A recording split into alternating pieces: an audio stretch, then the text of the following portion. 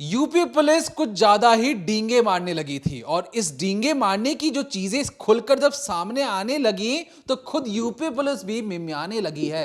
दरअसल कानपुर में एक लड़की या कहें बच्ची के साथ गैंग रेप होता है। वो गैंग रेप वाली लड़की थाने पहुंचती है और क्या देखती है कि जिस शख्स ने उसका रेप किया वो खाकी वर्दी पहनकर उसी थाने में मौजूद है और लड़की से पूछताछ कर रहा है। ये जो आप तस्वीर देख रहे हैं, लड़की अपने भाई के साथ आई है और भाई कहता है कि रो मत, डरो मत, तुम बताओ कि तुम्हारे साथ गलत काम किन किन लोगों ने किया है।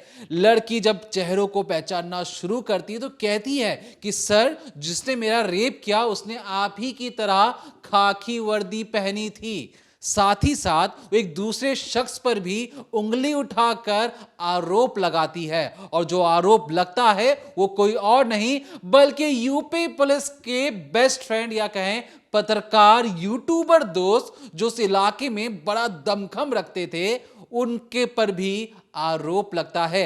लेकिन पत्रकार महोदय को लगा कि उन पर आरोप कैसे कोई लगा सकता है। बीच थाने के अंदर एक विक्टिम के साथ गाली गलौज शुरू हो जाती है और बीच थाने के अंदर दरोगा के सामने बड़े बड़े अफसर वहां पे खड़े हैं, उन्हीं के सामने डराया धमकाया जाता है। मैं पूरी बातें आपको बताऊं उससे पहले आप इस पूरे वीडियो सीक्वेंस है, दोनों वीडियो अलग अलग है लेकिन हमने आपको जोड़कर दिखाएंगे और बताएंगे कि किस तरीके से यूपी पुलिस की जो कार्य प्रणाली है, खास तौर पर कि रेप विक्टिम के साथ किस तरीके से आपको संवेदनशील होकर काम करना चाहिए। आपको दिखेगा कि बिल्कुल अनप्रोफेशनल एक किसी गांव या किसी नाइजीरिया अफ्रीकन देशों की में भी इससे अच्छी तरीके से कार्रवाई होती होगी। जिस तरीके से यूपी पुलिस एक विक्टिम का वहां मजाक बन रहा है लेकिन कोई डर भय नहीं है। बाकायदा रेप करने वाला जो अफसर है, ये जो वीडियो हम आपको दिखा रहे हैं, ये रेप करने वाले अफसर ने ही जारी किया है, उसी की दोस्त के जरिए ये वीडियो बनाया जा रहा है। पहले पूरा वीडियो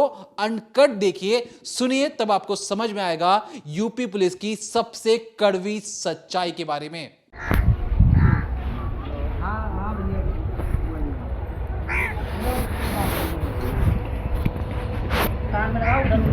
क्या हुआ था? हैं? बात कर लो, सुधीर भैया से बात कर लो पहले। उधर बगल में खड़े होकर बात कर लो। क्या हुआ था? हाँ, इधर आ बच्चा, इधर आ, फोन रख के इधर आओ। थोड़ा बात कर लो भैया से। रो मत तुम, डरने की कोई बात नहीं है। जो तुम्हारे साथ हुआ वो बताओ क्या हुआ है। हाँ, बात कर लो।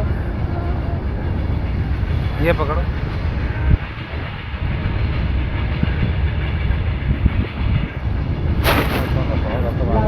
दो मिनट फोन रखो। हाँ, वही लड़का है, बता रही है। क्या हुआ था? हैं, क्या कर रहे हो? रुक जा।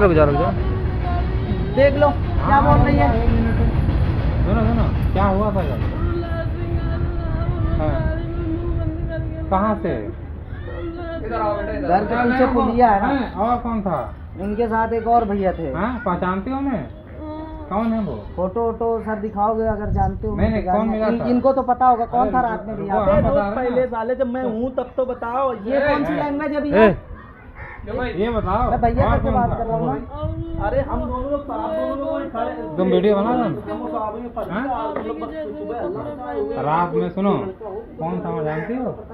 हम चेकिंग करने गए थे। हमने भी गाड़ी देखी थी। अरे नहीं, हम वहाँ पे गए थे। हाँ सर, ये बताओ, सवेरे मौके पे दरोबाजी गए थे? हाँ गए थे। तो तुम ये कह रही थी बिटिया के हम लैट्रिन करने गए थे? हाँ, नहीं गई थी, नहीं दिखा पाई। कहाँ गई थी? गई थी पूछन से। हम भी गए थे साथ में और भैया भी गए थे, एक और भैया थे। हम बता रहे कहानी। हाँ, ये भैया गए थे। सुनो, हाँ भैया। हुआ एक है कि रात में एक वाले इंस्पेक्टर साहब को लेके उसको बाइक से बुलवाए हैं। तब दो चोरों का नाम हो के खुला उसमें जानकारी की दरवाजे तुम आए। हमारी गाड़ी में तो काला फिल्म भी नहीं है। क्यों? नहीं, तुमने लाल जला गाड़ी देखा? देखा तुरंत। हमने तुमसे बोला क्या बात है, तो तुमने बताया था हमारी बहन को मगर ढूंढ रहे हैं। बोला था, ठीक है, तो नहीं बोला इनसे। फिर इतनी बात है, तुम लोग दोनों खेत की तरफ गए, तुम्हारे सामने गाड़ी से वहाँ गए, गाड़ी खोल के तुम देखे? नहीं, झूठ नहीं सर, वहाँ पे गाड़ी 1 घंटे तक, आधे घंटे तक बाद में खड़ी थी। फिर दूसरी गाड़ी होगी? नहीं सर, ये गाड़ी थी सर। वो गाड़ी तुम कैमरे वहाँ इसके लगे हैं, जाके चेक करवाओ। इधर आओ। वो तो गनीमत है साहब। आप आज बैठ जाता था। फिर इसके बाद क्या हुआ कि मान लो ये लेटिंग वेटिंग गई होगी, तो ये जब लौट के आई, पहले तो हम लोग ढूंढना चालू किए, घर में मिली नहीं। फिर हम लोग ढूंढना चालू किए, फिर हम लोग रोड पे भी मिले थे, आप बता रहे हो तो रोड ही पे रोड 30 मिनट तो मिले, अभी क्यों मिले क्या बताएं? गाड़ी एक हमारी थी, हाँ। बगल में खड़ा करके हमसे इधर मिलने आया। उतने देर में आया तो हम कहे चलो तुम अपने घर चलो, बाइक से उधर गया। हम सीधे निकल के चले गए मंडी चौकी। हाँ, तो कैमरे चलो खुले ठीक लगे है। हैं, लेकिन इधर ये भैया थे कि नहीं तुम्हारे साथ गलत किया है, झूठ बोल रहे हो? क्यों? ये इसमें क्या बहन बता रही है ये? सुनो, सिखवा लो फिर चलो, ट्रेनिंग अच्छी हम नहीं सिखवा लगा। रहे हैं। एक मिनट रुको हाँ। सुनो, फिर क्या हुआ, फिर बताओ। फिर सर कितने बजे की बात है ये लगभग? ये सर 10 बजे की बात है, हाँ। ठीक है। और फिर इसके बाद जब ये भैया मिले तो हमने कहा भैया यहाँ कैसे, तो ये अभी पूछने लगे, अभी तुम करते हैं कैसे? भाई साहब, थोड़ा तो हमने कहा भैया हमारी बहन खो गई है, पूछो नहीं, कर रहे हैं झूठ बोल रहे हो। थोड़ा। तो फिर ये जब घर आई है तो हमने इससे पूछा, हमने कहा बिट्टी तुम रात में गई थी कहाँ? रोने लगी पहले बात तो, बोली भैया हमारे साथ 2 लोगों ने गंदा काम किया है और बोल रहे थे अगर घर पे बताओगे तो जान से मार देंगे। दूसरा कौन है? दूसरे को तो हम भी नहीं जानते थे क्योंकि इनके साथ थे, अब वो कौन था मुझे नहीं पता भैया, क्योंकि मैंने उसकी शक्ल नहीं देखी थी। कितने बजे की बात है ये? ये वही 11 बज गया होगा 12। फिर मैंने 112 नंबर पे कॉल किया है। बिट्टी ने रात तो में। देखी होगी शकल, हाँ। बिट्टी ने देखी इन्हें देखा होगा। उसको नहीं पहचान रही लेकिन इनको जरूर जान रही है, यही बता सकते हैं कौन था कौन नहीं था उसके साथ, इनके साथ। ये तुम्हारा मोबाइल है? हाँ ये मेरा मोबाइल है। इनका नंबर आप नोट कर लो। नंबर लिख। तुम मोबाइल चलाती हो? नहीं मोबाइल वाइल नहीं चलाते हैं। नहीं हम चलाते हैं, उसके भाई हैं। वो अरे नहीं घर में चलाते। कितना मोबाइल है तुम्हारा? 2 मोबाइल है, एक मेरे पास है, एक बड़े दोनों भाई का नंबर क्या नाम है दो। बेटा? हाँ अमित पिताजी का नाम? वीर प्रताप।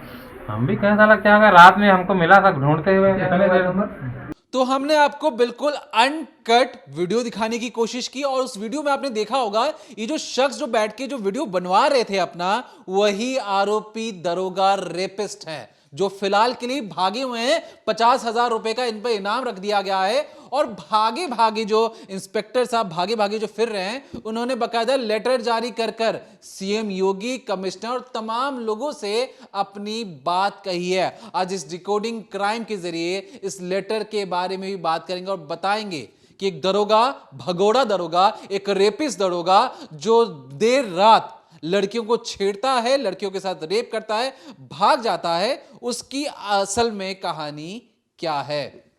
तो यूपी पुलिस के जो एसआई हैं अमित मौर्य, वो भागे हुए हैं, लेकिन वो बकायदा एक लेटर लिख रहे हैं अपनी बेगुनाही का और उससे बड़े ही ढंग से जो अपने बड़े अधिकारी हैं उन तक भेज रहे हैं। लेकिन यहाँ पर सबसे बड़ी विडंबना ये है कि जो अधिकारी भागा हुआ है वो लेटर तो भेज रहा है, पर अब तक यूपी पुलिस के अधिकारी उसको पकड़ नहीं पाए हैं। लेकिन हम उम्मीद करते हैं कि जिस तरीके से यूपी पुलिस दावा करती है कि कोई भी लड़की के साथ गलत काम करेगा या कोई भी अपराधी अगर यूपी में पैदा होगा तो उसका एनकाउंटर होगा, तो ऐसे में हम भी उम्मीद करते हैं कि जिस तरह से यूपी पुलिस की तस्वीरें आती हैं तो हो सकता है कल हमें देखने को मिले कि अमित मौर्य जो है उनके भी पैर में गोली लगी और उनको यूपी पुलिस पकड़कर ला रही है। लेकिन ये सारी चीज़ें हों, यूपी पुलिस तफ्तीश करे, उससे पहले आपका उस घटनाक्रम को जानना बहुत ज़रूरी है जिसकी वजह से यूपी पुलिस पर लांछन लग रहे हैं। दरअसल ये जो पूरी वारदात है कानपुर की है। जिस तरह से आपने वीडियो भी देखा उसमें कुछ हद तक आपको समझ आया भी होगा, लेकिन जो लड़की है उसकी उम्र 14 साल है और उसने जो पूरा वर्जन बताया है पहले आप उसको समझिए। वो बताती है कि 5 जनवरी की रात थी और उसको शौच जाना था और वो जो एरिया है, ये जो एरिया आप देखेंगे जिस गांव की बात हो रही है, दिल्ली और कानपुर हाईवे से करीब 4 किलोमीटर दूर अंदर ये गांव है। तो इस गांव के अंदर पगडंडियां हैं और कोई भी शौचालय नहीं बना हुआ है, घर के अंदर लोगों के टॉयलेट्स नहीं हैं और इसीलिए लोग खेतों में जाते हैं। उस रात को भी लड़की जो है करीब 8 या 8:30 के आसपास वो बाहर निकलती है और शौच के लिए जाती है। अब होता ऐसा है कि लड़की के मुताबिक वो देखती है कि करीब 9 बज रहे होंगे, 9:15 बज रहे होंगे। उसको इतना अंदाज़ा था कि तभी एक स्कॉर्पियो गाड़ी वहाँ पर रुकती है। उस लड़की को जब वो चलकर जा रही थी पगडंडी से, उसे एक आदमी जो है मुँह दबाकर अंदर की तरफ खींचता है और लड़की जिस शख्स ने उसे अंदर खींचा था उसका चेहरा देख लेती है, उसको पहचान लेती है। अब वो जब आदमी उसे अंदर खींचता है, इसके बाद लड़की आगे बताती है कि वहाँ पर एक दरोगा भी था जिन्होंने यूपी पुलिस की वर्दी पहनी थी और वो दरोगा ने मेरे पैर पकड़े और मुझे अंदर की तरफ धकेल दिया। इसके बाद जो शख्स अंदर बैठा हुआ था जिसने मुझे अंदर खींचा वो उसी गाड़ी में पीछे मौजूद था, लेकिन जो दरोगा थे वो आगे ड्राइविंग सीट पर चले गए।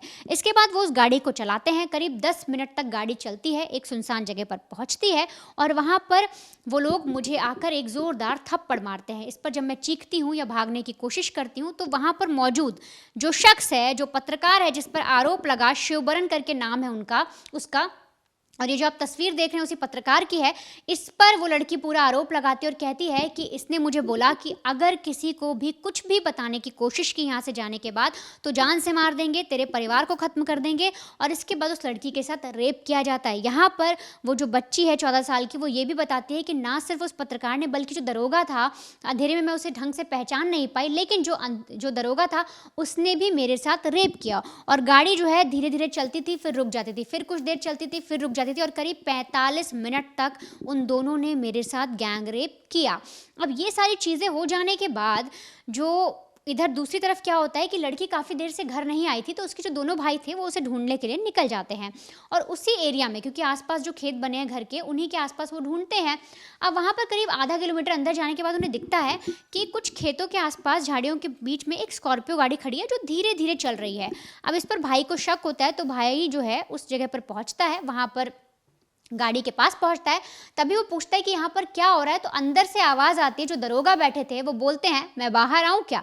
इसके बाद उससे पूछते हैं यहाँ पर क्या कर रहा है, क्या काम है तेरा इस सुनसान जगह पर।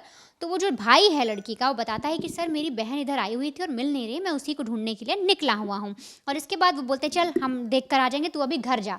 अब दरोगा अपना दरोगा होने का फ़ायदा उठाता है, यूपी पुलिस की वर्दी का फ़ायदा उठाता है, उसे वहाँ से हड़का कर भेज देता है। भाई जो है वो दूसरे रास्ते अपनी बहन को खोजने चले जाते हैं और यहाँ पर वो लड़की के साथ रेप कर कर उसे धमकी देकर छोड़ देते हैं। अब ये पूरी चीज़ें जो हैं ये बताई गई हैं उस बहन भाई के द्वारा जो पुलिस थाने जाते हैं, जिनकी वहाँ बेइज्जती की जाती है, जिन्हें धमकाया जाता है। और तो और आप ये देखिए कि पुलिस की जो लोग हैं वो रिपोर्ट तक दर्ज नहीं करते, 1 या 2 दिन बाद रिपोर्ट दर्ज होती है। वो आगे आपको वो चीज़ भी बताएंगे कि कोर्ट में क्या होता है, किस किस तरह से धाराएं लगाई गई।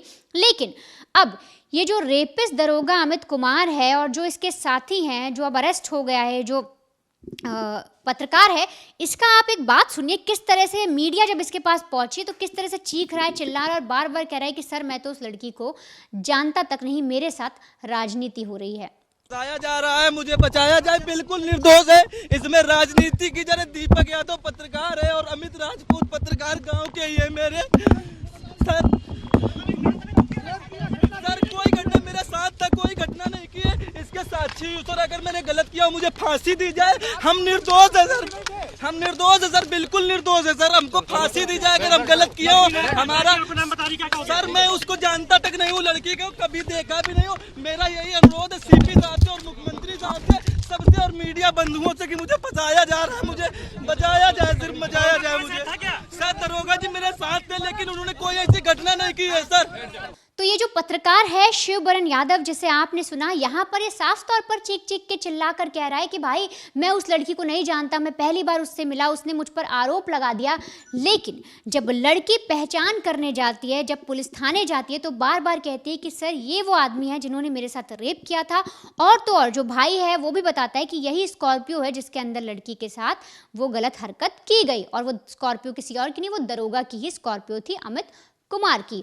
अब यहाँ पर ये चीज़ें हो जाने के बाद जो भगोड़ा रेपिस्ट दरोगा है जिसे यूपी पुलिस नहीं ढूंढ पा रही, वो एक लेटर लिखता है, ये जो आप तस्वीर देख रहे हैं, और बाकायदा अपने अधिकारियों को भेजता है और यहाँ पर एक अलग कहानी बताता है।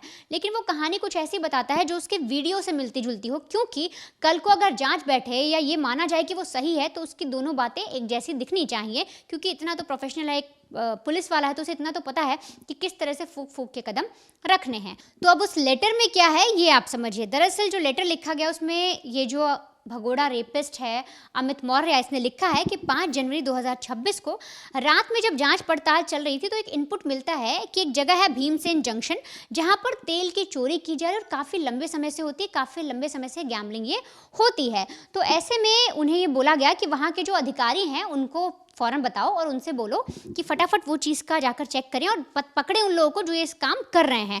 तो ऐसे में जब कॉल किया जाता है, पता किया जाता है, तो पता लगता है वहाँ पर वो मौजूद नहीं है, मतलब उस जगह के जो इंचार्ज थे, थाना इंचार्ज, वो वहाँ पर मौजूद नहीं थे। और इसीलिए अमित कुमार को करीब रात 9 बजे वहाँ पर भेजा जाता है और कहा जाता है कि जो तेल चोरी हो रही भीमसेन जंक्शन पर उसके बारे में पता लगाओ, उस जो अधिकारी वहाँ पर नहीं है, इंचार्ज नहीं है, उन्हें बुलाओ और फिर उन आरोपियों को पकड़ो। अब इसके बाद ये आगे लेटर में लिखते हैं कि जब ये भीमसेन जंक्शन पहुंचते हैं और वहां के बारे में पता लगाने की कोशिश करते हैं तो इन्हें पता लगता है कि तेल चोरी में एक नामजद पत्रकार है, मतलब उसका नाम आया और वो पत्रकार कौन है? शिवबरन, वही शिवबरन जिस पर रेप का आरोप लगा है। तो बोलते हैं कि जब इसका नाम सामने आता है तो इसको वो कॉल करते हैं और बोलते हैं कि देखो ऐसा ऐसा यहाँ पर चीज़ें चल रही हैं, तेल चोरी का मामला है, तुम फ़ौरन आओ, तुमसे पूछताछ करनी है, तुमसे कई सारी चीज़ें निकालनी है और तुमसे बहुत सारे इनपुट्स लेने हैं।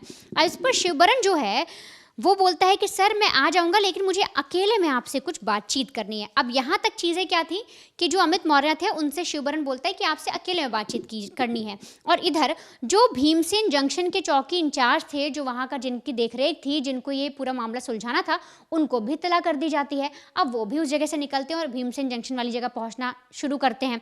लेकिन इधर होता ये है कि जो अमित मौर्य है वो अपनी स्कॉर्पियो से चल रहा था और वो बोलता है शिवबरन से कि ठीक है तुम आ जाओ, मैं तुमसे अकेले में मिल लूँगा। इधर शिवबरन अपने घर से निकलता है अपनी बाइक से, पल्सर उसके पास बाइक थी, और वहाँ पर पहुँचने के बाद ये बोलता है कि सर ये तो आप ठीक है, आप दो अधिकारी आ गए, लेकिन मुझे सिर्फ आपसे कुछ पर्सनल बात करनी है।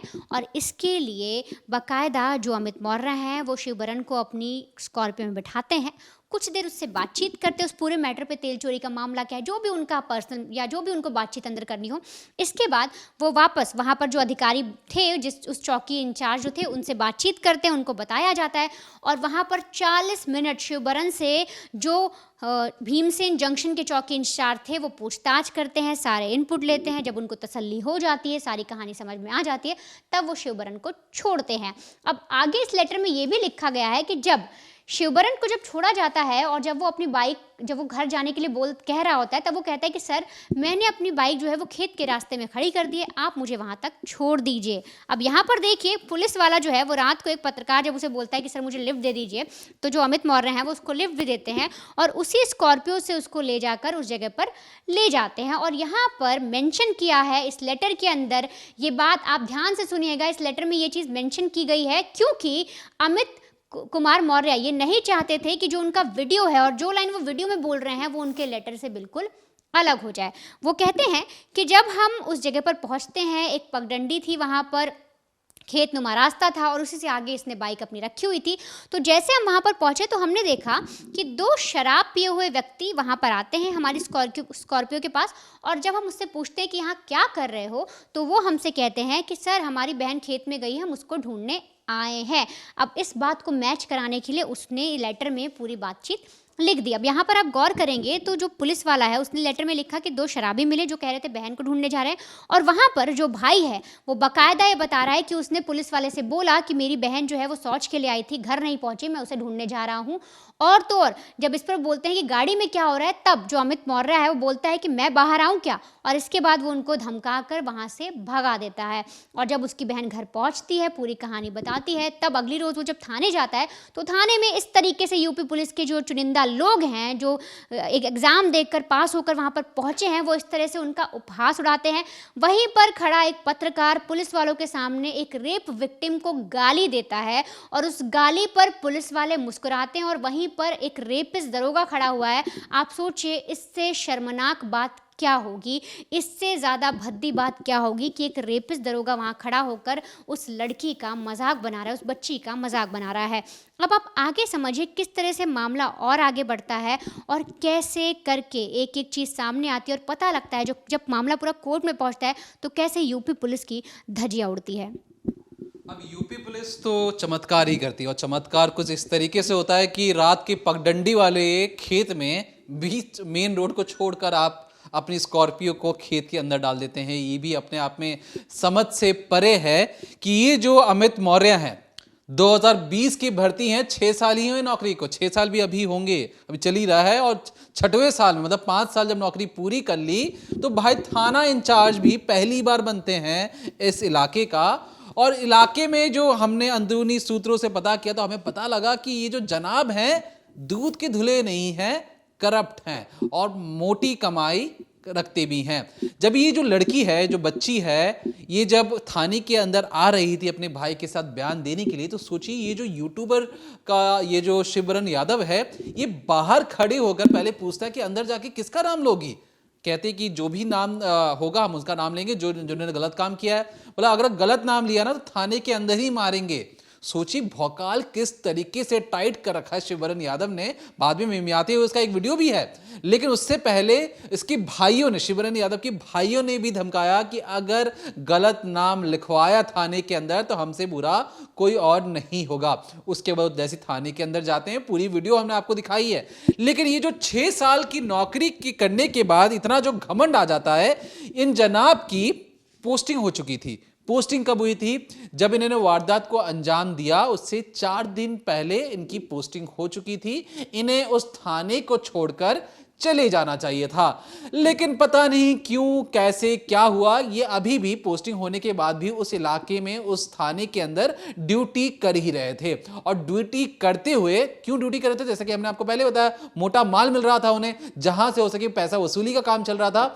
कौन सा ऐसा मामला आपने देखा होगा कि पूछताछ के लिए पुलिस वाले अपने प्राइवेट गाड़ी स्कॉर्पियो के अंदर एक पत्रकार को बुलाकर देर रात पूछताछ करते हैं और बोलते हैं कि देखो, अगर हमें तुम्हारा संतोषजनक जवाब लगा तब तुम्हें हम छोड़ेंगे, देखेंगे। बैठ के बातचीत चल रही है एक बंद कार के अंदर। पीछे एक आरपीएफ का इंस्पेक्टर भी बैठा है जो लगातार फोन कॉल पर था, और उस फोन कॉल पर पता नहीं वो किससे बात कर रहा था, किसे सुनवा रहा था। लेकिन ये जो तीनों की जो तिकड़ी थी, लोकल पुलिस, रेलवे पुलिस, क्योंकि तेल चोरी का मामला था, पत्रकार महोदय भी उस गाड़ी के अंदर बैठे हुए थे, और ये तीनों मिलकर एक इस तरीके से दोनों पूछताछ कर रहे, जो चीज थाने के अंदर होनी चाहिए वो एक बंद गाड़ी के अंदर हो रही है। उसके बाद भी जो आरपीएफ का जो इंस्पेक्टर उतर जाता है, अकॉर्डिंग टू दी जो अमित मौर्य ने जो लेटर जारी किया, इसके बाद ये कहते हैं कि भैया 200-300 मीटर मैंने गाड़ी आगे खड़ी की है, आप गाड़ी नीचे उतरवा दीजिए।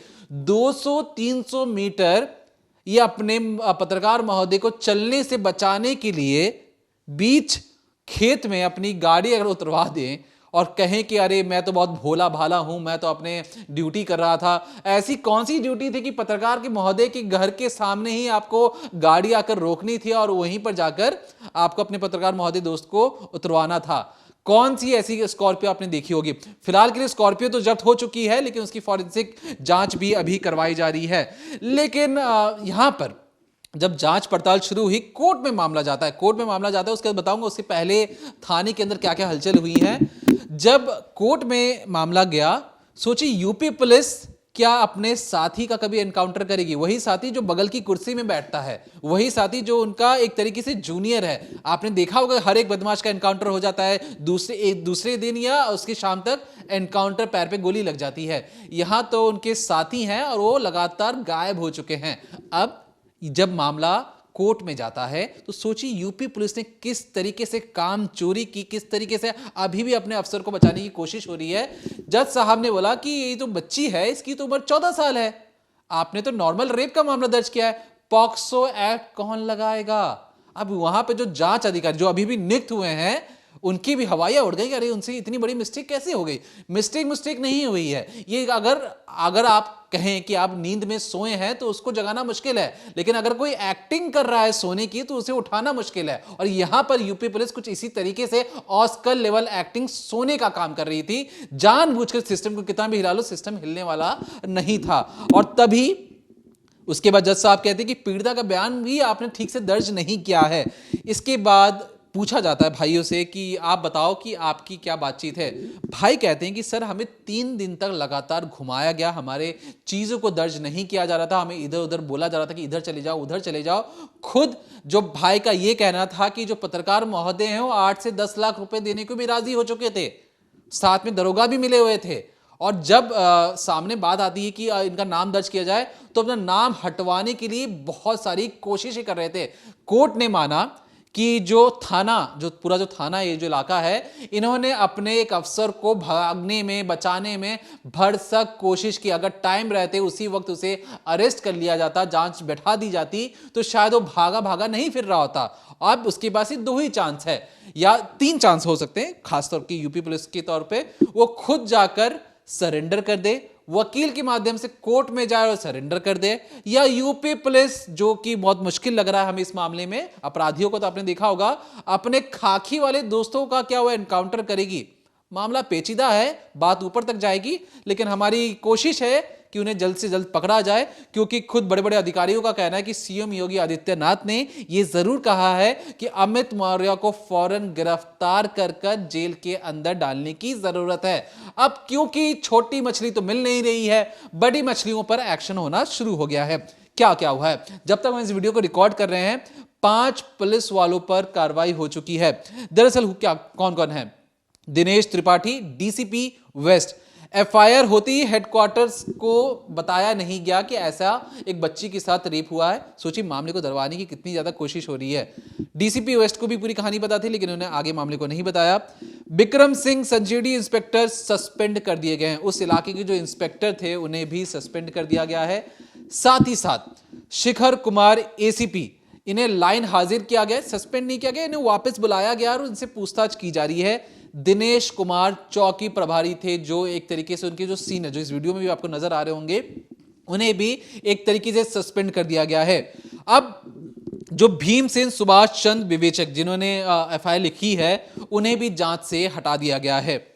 कुल मिलाकर कंधे पे स्टार लगने से यह नहीं हो जाता कि आप जनता के मालिक बन जाते हैं। कंधे पे स्टार का मतलब आपके कंधे पर जिम्मेदारी है, और जिस तरीके से इन्होंने कानून के सारे दांव पेच के लूप होल्स को निकालते हुए बिल्कुल मनगढ़ंत कहानी बताई, और वीडियो में भी वही शब्द बोला जो लेटर में लिखकर इन्होंने तमाम बड़े बड़े लोगों को पहुंचाया है कि देखिए मैं तो खाकी पर जो कीचड़ उछाला गया, लाइन है, खाकी पर जो कीचड़ उछाला गया है, मैं उसके मद्देनजर आपको ये सारी बातें बता रहा हूं। अपने आप को ड्यूटी में एकदम पसीने से तरबतर एक ऐसा ऑफिसर बताने की कोशिश की है कि उन्होंने बताया कि मुझसे अच्छा अफसर तो कोई और हो ही नहीं सकता। लेकिन ऐसे अफसरों से हम जैसे लोगों का एक सवाल है, आम जनता का सवाल है, ऐसे कितने अपराधियों को जो कि शक के घेरे में आते हैं, एक बंद स्कॉर्पियो के अंदर पुलिस वाले पूछताछ करते हैं। क्या अपने थाने के अंदर जाके आप पूछताछ नहीं करते?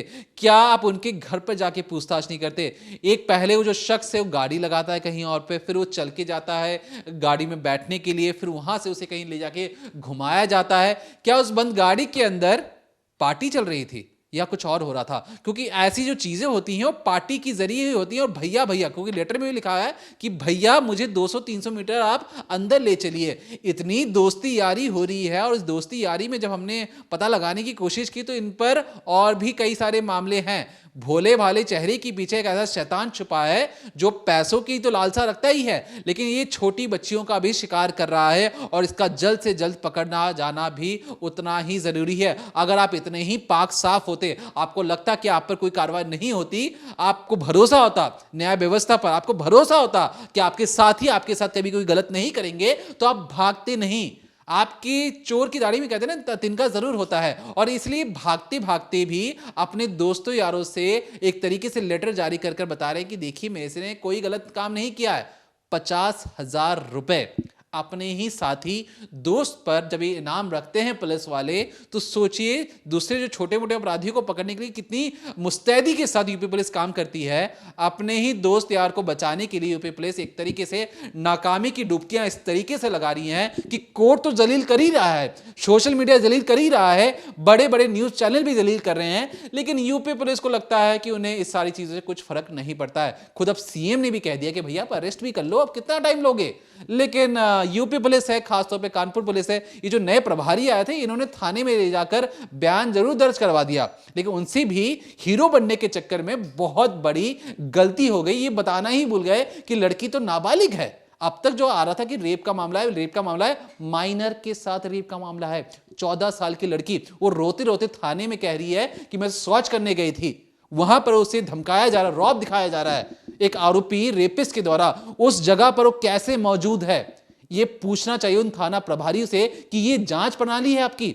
एक रेपिस्ट जिस पर आरोप लगा है गुंडागर्दी कर रहा है, आप उसको कम से कम 100 मीटर दूर रखिए। जब वो लड़की डरेगी नहीं, उसे डराया नहीं जाएगा, तब वो खुलकर अपनी बातचीत रख सकती है। यहां पर पत्रकार महोदय जिसने रेप किया, जो पुलिस वाले, वो दोनों खड़े होकर सामने उस पर एक तरीके से दानव की तरह उसे हड़का रहे हैं। बच्ची उस पर रो रही है, उसे बोला कि नहीं नहीं बताओ बताओ बताओ, गाली गलौज की जा रही है थाने के अंदर। ऐसे थानों में उन तमाम कार्य प्रणाली जितने भी अफसर हैं उन पर भी सवाल उठता है कि अगर कोई सही चीज होती है तो यूपी पुलिस की थपथपाई होती है, लेकिन अगर गलत होगा तो उनकी जिम्मेदारी भी उतनी ही बनती है।